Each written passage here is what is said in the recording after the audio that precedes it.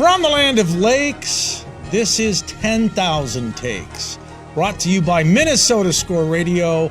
Wally and Eric back for yet another week as we slice and dice the always busy, always topical, super saturated Minnesota sports scene. Yes, I see the Marty McFly look has returned, huh? Yep, the future is now. Very good. Is that what January's I done knew to that you? was coming. Oh, you waited. You were waiting in the weeds for that Yeah, one. so I'm ready for all your barbs. Okay. And all the darts you're going to throw at me. And I hope the Minnesota Vikings are ready for those purple darts you're going to toss at them. Oh, boy. They're an easy target. Yeah. The toe has been tagged. They've been shipped off to the morgue, and it's all about next season. Yeah. Well, it's been about next season, probably all of this season. I mean, all right. So they run off 5 straight, right? They were 1-4, then they were 6-4, and you finished 7-10. That means, I know this Southern California math may have caught up to you. That means they lost 6 of their last 7 football games. That's not very good. They limped into the offseason, and yes, they lost their bell cow and quarterback Kirk Cousins. No question. When they were at their apex, the win at Lambeau Field in late October. And since then, you know, the wheels kind of came off. But they did have some moments with Joshua Dobbs, as we know, the Pastronaut. And then Nick Mullins rescued them in that 3-0 win against the Las Vegas Raiders. But other than that, not much to brag about.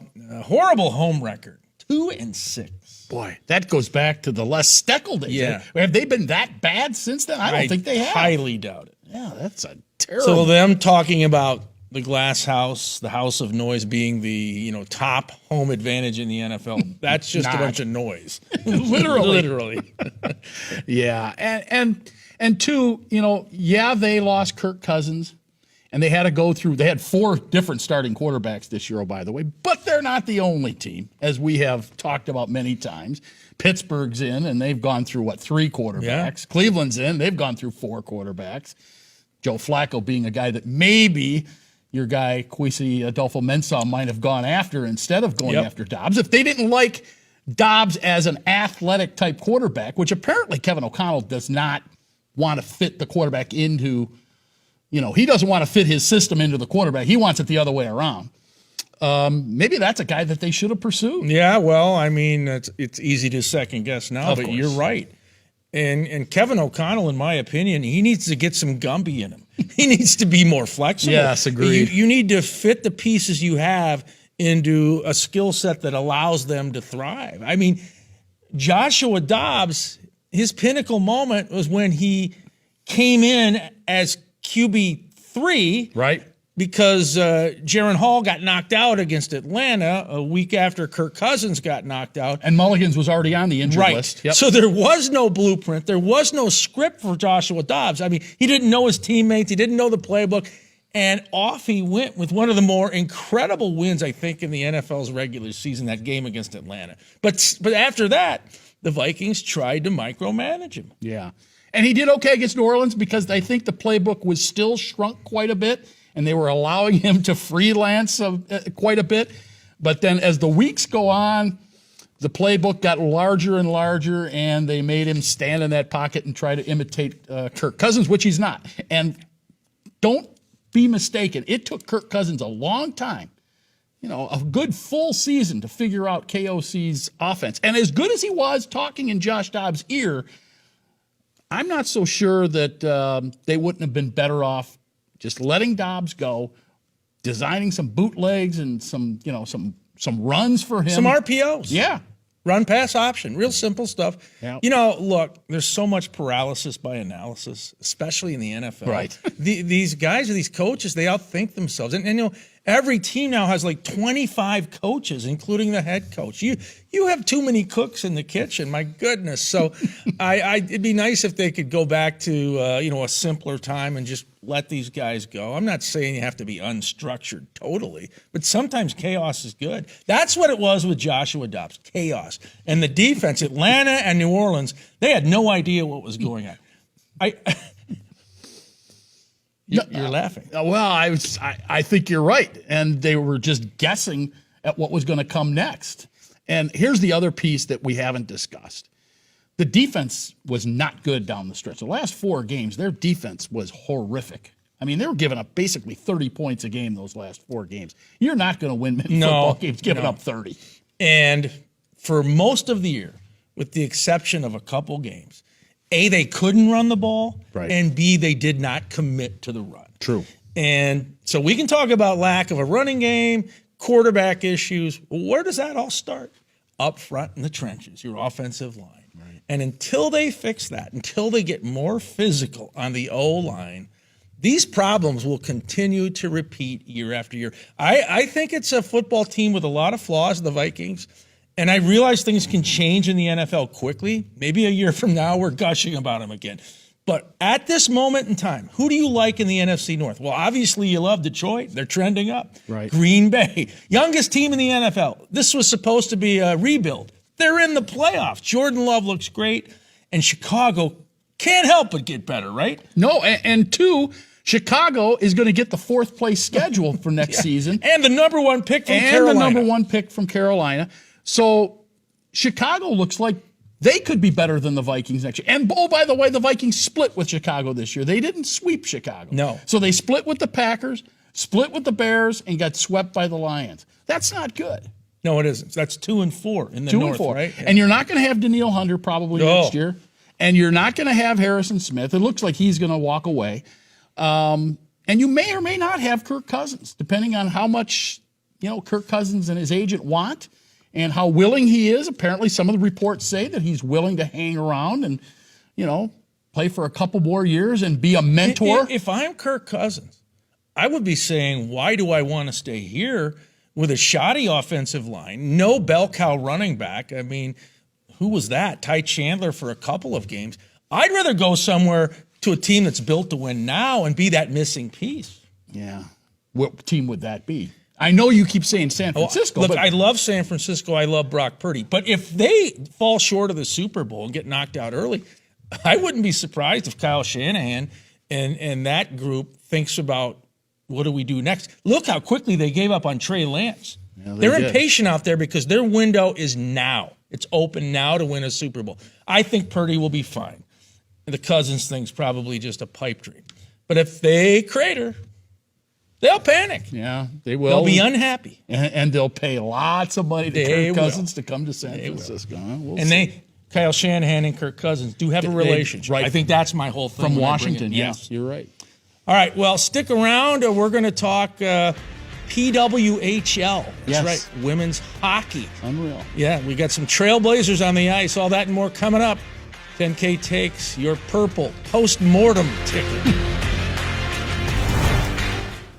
In Lakeville, Minnesota, dozens of meeting venues are ready to host your next corporate event, banquet, and holiday party.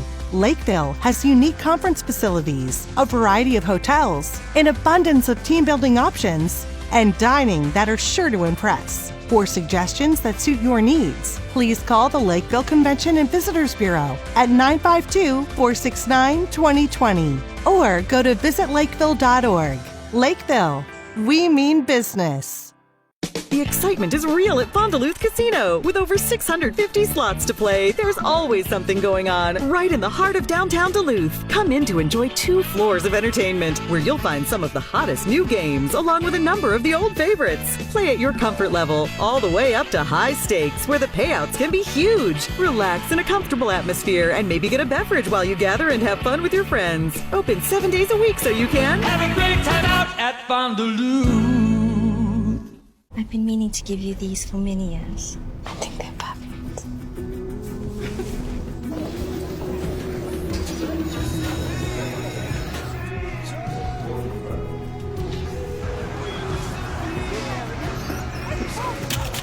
Maya? Oh, I love your earrings. Why didn't you try these? It isn't just about vision. It's about care. Nobody cares for eyes more than 10,000 takes, Wally and Eric, and you mentioned it towards the end of last segment. We're going to talk some professional women's hockey, and that wasn't even a thing not that long ago, but it is now, and it's a big deal here in Minnesota, as proven by what we saw this past Saturday afternoon at the XL Energy Center. Team Minnesota is what we'll call you for now because we still don't have a nickname. Hopefully that comes soon. Joining us now is Maggie Flaherty. She is a defender playing defense for the Minnesota team that won that game in front of a record crowd of 13,000 people. Tell me what it was like when you went out for your pregame skate and you saw all those people in the stands.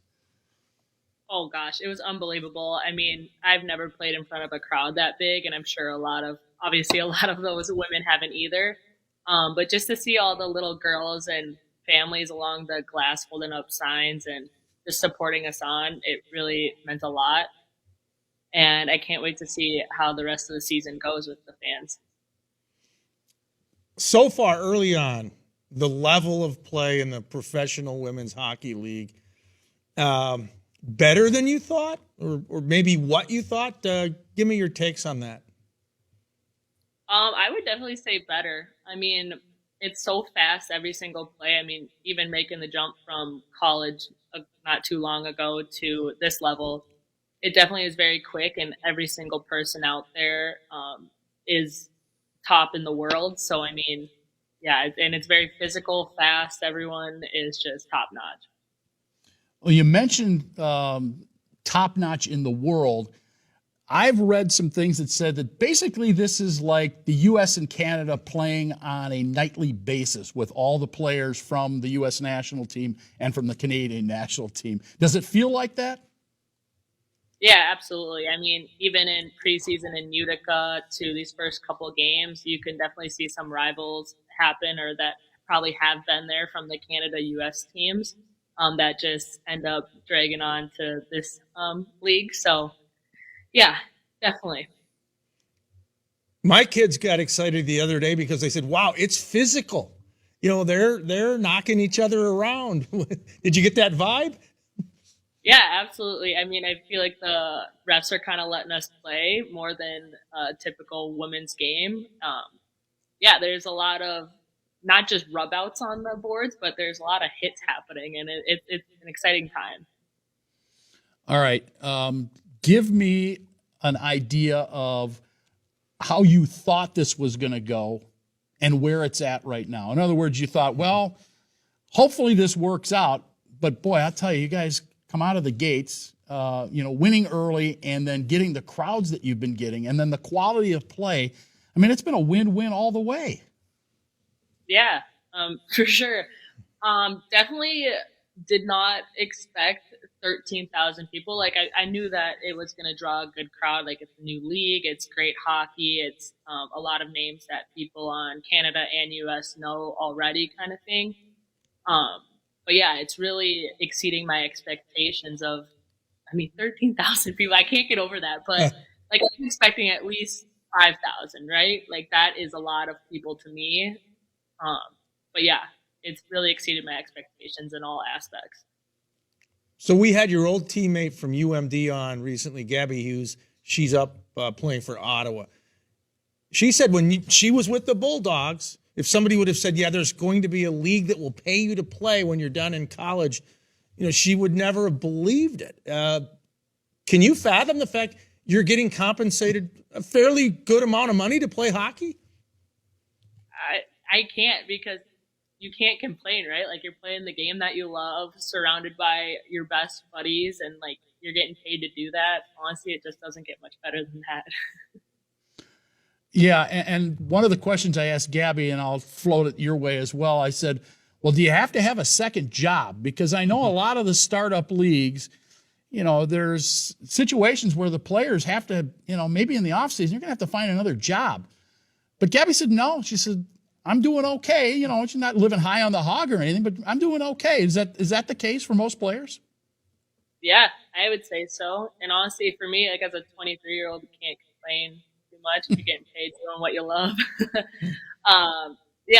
You do not need another job, I would say. What would your other job be if you had to have one? Oh, gosh. I would probably be like a barista at Starbucks or something. I'm guessing you've seen the growth of the WNBA, which is 2 years older than you are. I think it's been around 25 years. Started slow, NBA bankrolled it, but now they have traction, and Minnesota certainly had success with the Lynx. Is that the blueprint you want for this league, the PWHL? Add a few more teams, maybe go out west or something, and just see that kind of growth? Yeah, absolutely. I feel like you want to see the women's game grow more just in general. So adding a couple teams would definitely help that. And I definitely think that we took a little chunk of the WNBA. I mean, like you said, like they've gotten their following, and they're only a couple years older than us. So if you just give us a couple more years, it will definitely be one to watch. Do you think that this league has the sustainability to add teams soon? I mean, are there enough high-quality, high-end players? Because I know that there's 6 teams in the league, and I think it's smart to start out small and walk before you run. But do you think there are enough high-quality players to add a couple of teams next year or in the near future? Yeah, I believe so. I mean, I came from the WCHA, and you look at the players that are there now, and then, I mean, all of women's college hockey is really growing every year, and the caliber of players that are in the league right now could easily come into the league in the next couple of years and build a whole new team. And you got to think, too, on top of that this is going to help women's college hockey because, you have that inspiration to maybe play at the next level and do what you're doing, get paid to play, right? Yeah, absolutely. I mean, you're not just going to do your 4 or 5 years up at school and then go get a job or something. Now you can work even harder every single day and aspire to become a pro hockey player. So this Minnesota team, one of 6, the original 6, can you bring a trophy to the Twin Cities, the title-starved Twin Cities state of Minnesota?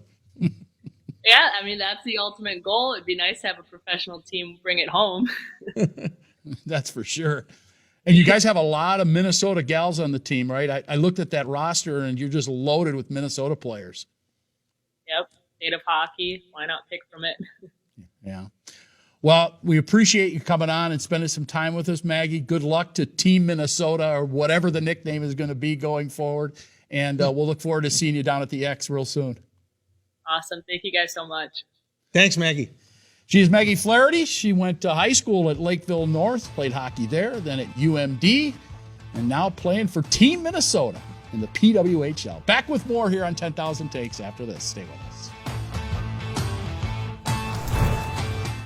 I've been meaning to give you these for many years. I think they're perfect.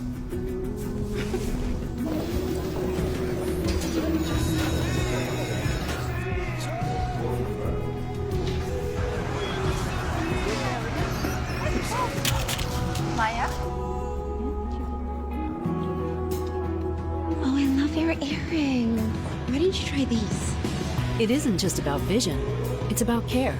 Nobody cares for eyes more than Pearl. Finding the ideal place to stay is important for business travelers. Lakeville, Minnesota is conveniently located off I-35, just south of the Twin Cities with a variety of hotel choices. Lakeville offers convenient amenities such as shopping, walking trails, golf, and more. Our unique meeting spaces, historic downtown, live music, and over 60 dining options are sure to impress. Book your next stay in Lakeville and experience convenience, comfort, and quality. Find your perfect hotel at visitlakeville.org.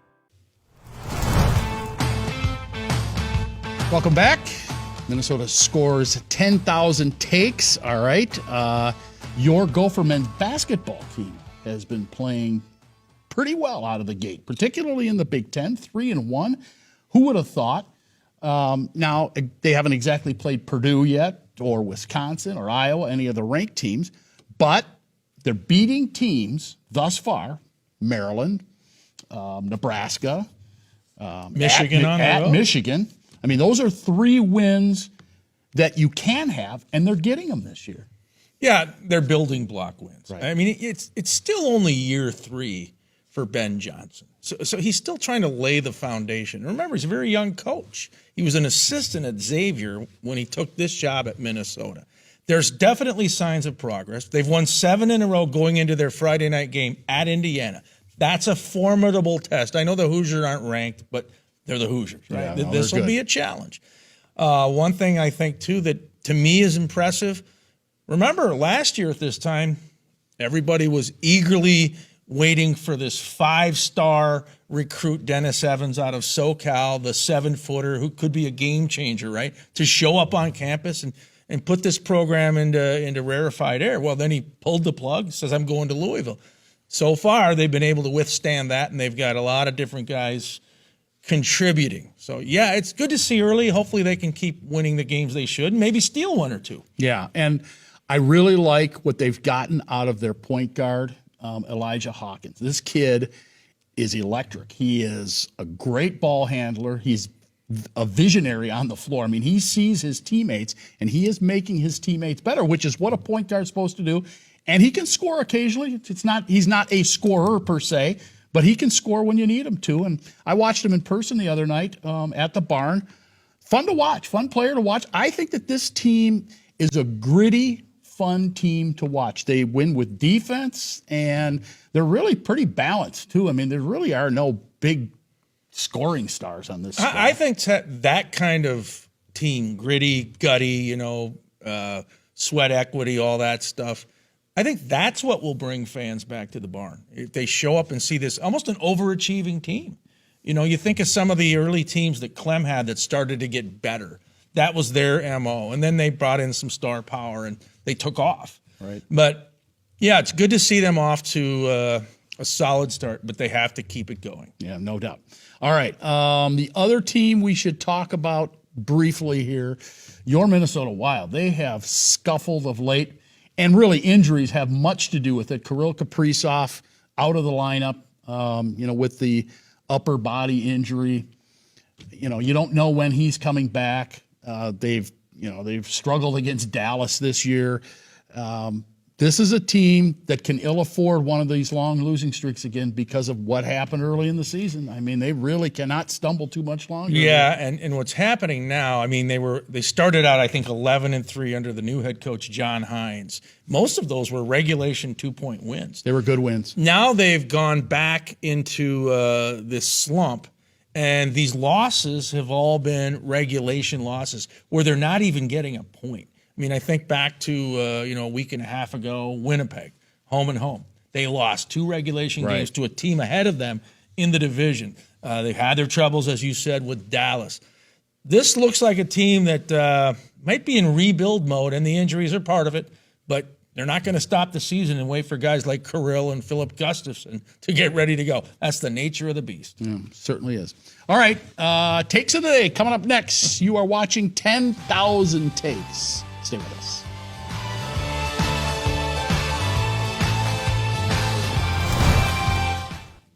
The excitement is real at Fond du Lac Casino. With over 650 slots to play, there's always something going on right in the heart of downtown Duluth. Come in to enjoy 2 floors of entertainment where you'll find some of the hottest new games along with a number of the old favorites. Play at your comfort level all the way up to high stakes where the payouts can be huge. Relax in a comfortable atmosphere and maybe get a beverage while you gather and have fun with your friends. Open 7 days a week so you can have a great time out at Fond du Lac.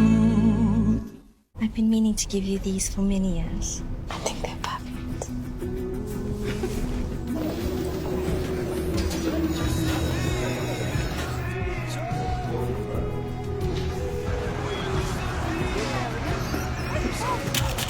Maya? Oh, I love your earring. Why didn't you try these? It isn't just about vision, it's about care. Nobody cares for eyes more than Pearl. 10K Takes on television as we wrap up yet another episode. We'll have takes of the day here shortly, but we're going to get into some other topics. Yes. Well, as you know, college football season has come to an end, and we have a new national champion, the University of Michigan, your national champs. My question is that other M team, do they ever have a chance of doing it again? Do we have a chance of ever bringing back the glory of the 1900s up to about 1960 or 61? Because it sure doesn't look like it. No, it would take a Minnesota miracle for the Gophers ever to win a national title in college football. The landscape now is so different than it was back when Murray Warmath and Bernie Bierman and guys like that were winning titles. I think Minnesota has, 6 on the resume? I mean, when you add up all the programs with the most national titles, Minnesota's, I think, a top 10 team, but that's ancient history. Yes. I mean, it's like talking about the Minneapolis Lakers and their 5 NBA championships. So, yeah, I don't see it happening. And the waters only get deeper with Washington, Oregon, USC, UCLA coming in, Michigan, the reigning champs, as you said. I mean, good news is some great road trips next year for Gopher Nation. Get to go to the Rose Bowl and the Big House. I'm going to try to go to both. Yeah. Well, I think our guy that runs that creative charter, man, he's got to be. He's licking his chops. He's doing cartwheels down the tarmac at MSP. Yeah, well, not a bad deal for him. No. He'll sell lots of plane tickets. Rose Bowl, Big House. I mean, iconic. Yeah, no question.